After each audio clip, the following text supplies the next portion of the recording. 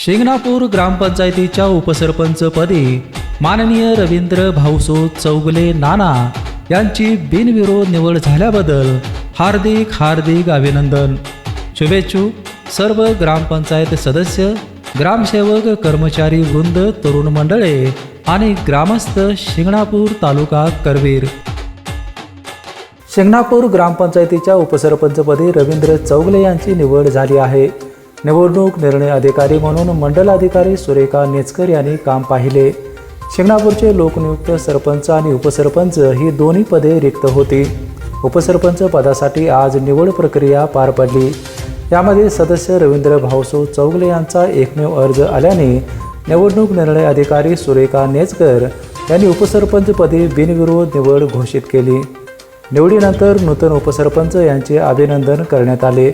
यावेळी ग्रामसेवक बाळासाहेब कांबळे आणि ग्रामपंचायत सदस्य उपस्थित होते. बेपेनसाठी कोल्हापूरहून विजय यशपुत्र.